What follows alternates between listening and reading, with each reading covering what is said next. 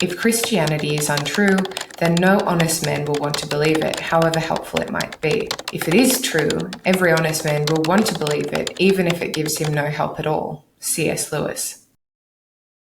C.S. Lewis is the best-known Christian apologist of the 20th century. He devoted decades to producing books, articles, speeches, and radio addresses that aim to persuade readers and listeners that Christianity is true. However, he never tried to prove that the religion is pleasant, beneficial, or useful. In fact, he had no qualms acknowledging the contrary. No half measures are any good, he writes of Christ's message in Mere Christianity, explaining how Christians must give their whole selves over to the faith, whatever challenges they may face in doing so. He knew that people had understandable problems accepting claims of miracles and supernatural beings and reconciling biblical inconsistencies, and that he needed to tackle these objections head-on. Despite the best efforts of Lewis and his successors, Christianity has continued to decline in the Western world. The US is the most Christian country in the developed West, and even there, the number of Americans professing no religion has doubled in the last 20 years. The Christian apologists have largely lost the battle for hearts and minds against new atheist heavyweights like Richard Dawkins, Sam Harris, and Christopher Hitchens. But Christianity has recently gained some new defenders, and in direct contrast to C.S. Lewis's approach, their defenses of the religion are largely based on the argument that Christianity is socially useful or even essential. In July 2023, Konstantin Kisin, co-host of the popular Trigonometry podcast, published a blog post entitled The Atheism Delusion, a play on the title of Dawkins's 2006 book, The God Delusion.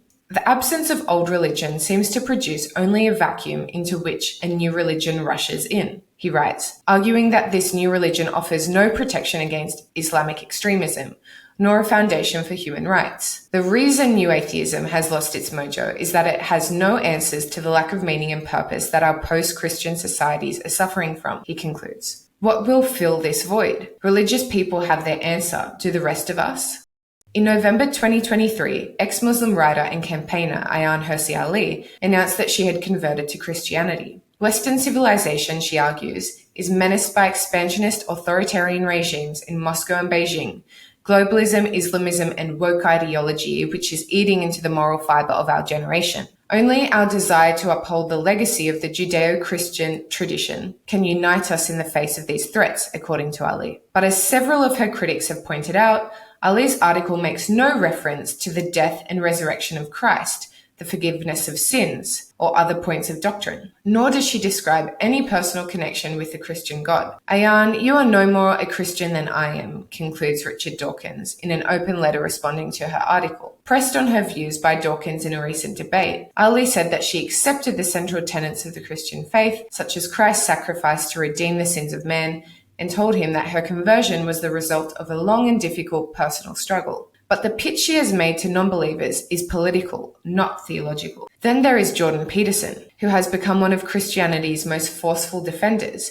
even though he does not appear to be Christian in the conventional sense. In his Message to the Christian Churches of July 2022, he calls on these churches to proselytize to demoralized young men, urging them to do their duty to the past and the community by joining the ranks of believers. He's dismissive of those who don't believe Christianity's supernatural claims, asking bluntly, "Who cares what you believe? And why is this about you?" Ali is a Christian. Kisin does not claim to be one. It's still unclear whether Peterson is. In a recent, lengthy and probing interview on the subject, Alex O'Connor was unable to receive a firm answer from Peterson on this. If I went back in time with a Panasonic video camera and put that camera in front of the tomb of Joseph of Arimathea, would the little LCD screen show a man walk out of that tomb?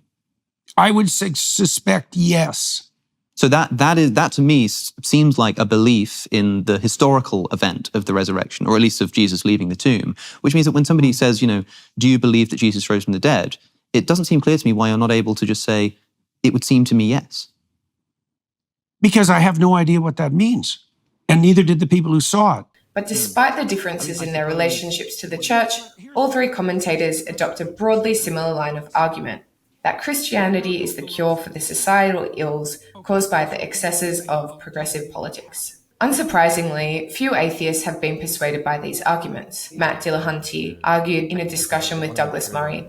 I've said I want to believe as many true things and as few false things as possible. Like Lewis, Dillahunty is interested in whether Christianity is factually true, not whether it is useful. These arguments are also unsatisfactory to many Christians who dislike the idea that their deeply held faith could be donned like a cloak. Criticising Peterson in an article for Australia's Gospel Coalition in 2022, Danny Treweck writes that the Gospels are not ultimately concerned with the earthly optimization of created man, but the eternal glorification of the Son of Man. But the truth or falsity of Christianity is a separate question from its historical and social impact. The advocates of political Christianity argue that Western civilization has Christian foundations, and returning to those Christian roots can help protect Western values today. As Tom Holland has shown in his marvelous book Dominion, all sorts of apparently secular freedoms of the market, of conscience, of the press find their roots in Christianity, writes Ali. So, how well do these claims stack up? It is true that the scientific revolution, liberalism, constitutional democracy, and the modern market economics all arose in the Christian states of northwestern Europe. But were those secular liberal institutions founded on Christian values? It seems telling that over the preceding 1200 years, the Church tolerated or condoned staggering levels of egregious oppression and violence, including slavery,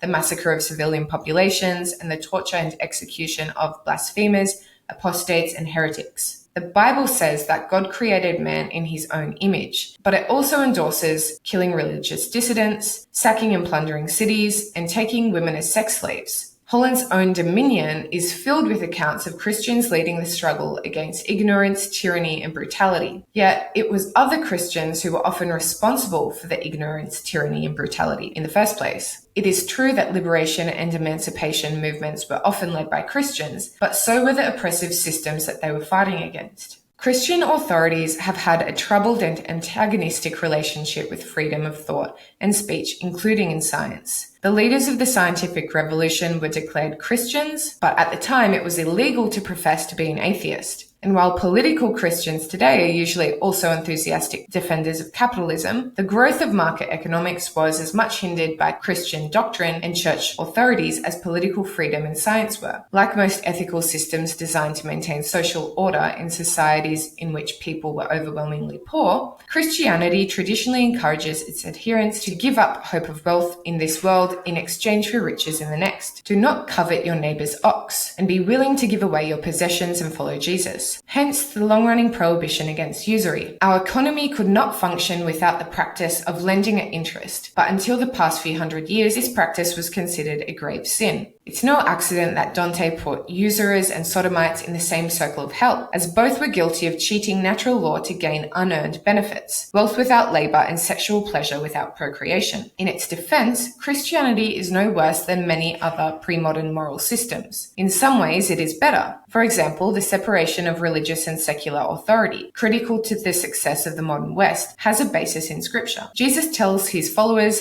"Render unto Caesar what is Caesar's," and assumes Roman governor Pontius Pilate that his kingdom is not of this world. During the Middle Ages, these verses didn't have much practical impact, as secular authorities recognized the Catholic Church as the ultimate source of spiritual authority. If the emperor waged war against the Pope, it was for the political rather than doctrinal reasons. But once religious authority fractured during the Protestant Reformation, it became possible for different countries, provinces, and cities to adopt different worldviews. The Protestant reformers were often as fanatical, intolerant, and violent as the worst heretic-burning Catholic inquisitors, but they did demolish the moribund system of Aristotelian philosophy, help shift learning from the monasteries into the secular world, promote literacy, discourage lavish spending on monuments and temples, and relax restrictions on usury. These changes brought quick and long-lasting benefits, and it is no coincidence that constitutional government, liberalism, and the scientific method all developed in Protestant states.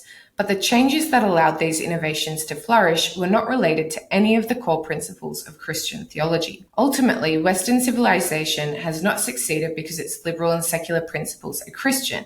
It has succeeded because Western Christians have accepted its liberal and secular values. In the modern West, Christianity has changed for the better. This is good. However, it weakens its claim to be the source of absolute unchanging morality. Today, the advocates of political Christianity are confronted with two problems. One is that some of the threats they have identified are not compatible with Christianity. The other is that, on some of these issues, political Christianity is either silent or has been a hindrance rather than a help. Islamic fundamentalism and communism are explicitly anti-Christian, but the authoritarian regime in Moscow, which Ali names as one of the threats against which we need the shield of Christianity, is itself explicitly Christian. Vladimir Putin has donned the mantle of defender of the West and of Christian values. His government has passed laws banning LGBT propaganda in the name of protecting the traditional Russian family, and the Russian Orthodox Church's Patriarch Kirill of Moscow has claimed that Russian soldiers who die in Ukraine have sacrificed themselves like Jesus and will have their sins washed away. Putin's assertion that he is a stalwart of the Christian faith has been accepted by some of his Western defenders, including Tucker Carlson, who claims that US elites hate Russia because it is a Christian nation. In addition, there are progressive Christians too. Pope Francis has a long history of taking progressive positions on issues such as the environment, poverty, and refugees, and has denounced conservatives who do not share them. Ultimately, a person can be a Christian and believe almost any political ideology. Christian conservatism, liberalism, and socialism all have long histories. While the defenders of political Christianity inevitably praise Western liberal, secular, and Enlightenment values, the Christian right remains a threat to those values, particularly in the United States. There are continued efforts to introduce the teaching of creationism in schools, and no one would countenance this idea if the book of Genesis did not claim that God created the world in a week. Old-fashioned conversion therapy, the kind that aims to change the sexual orientation of gay and lesbian people, is a practice without any evidence to support it, but it continues to exist because the Bible condemns same-sex relations as sinful. The champions of political Christianity might also be tempted to gloss over inconvenient facts. Despite his blatant amorality, Donald Trump enjoys widespread support from evangelical Christians. Advocates of secular Enlightenment values who overlook such issues in the interest of forming an alliance against nebulous enemies are misguided. Then there are challenges like climate change that can only be tackled by those with a good understanding of science. Some Christians are scientifically informed, and there is a robust Christian movement promoting stewardship of the natural world. But when Christian leaders adopt pseudo-scientific positions for scriptural reasons, it's often impossible to shift them. Take, for example, Republican politician John Shimkus's claim that we don't need to worry about climate change because of God's promise to Noah, or American televangelist Kenneth Copeland's boast that he could call on God to defeat COVID-19. I execute judgment on you, COVID-19. Christianity is broad enough to accommodate people with a vast array of views. This is part of its strength, but the success of our civilization rests on the pillars of Enlightenment thought: constitutional government, secularism, science, the rule of law, and human rights, not on belief in the supernatural or in any specific set of ancient myths. In calling for a faithless Christian revival to protect our civilization, the advocates of political Christianity seem to misunderstand both the nature of that civilization and of religious belief itself. This essay was written by Adam Wakeling and published in Quillette on the 30th of June 2024. It was read by me, Zoe Booth.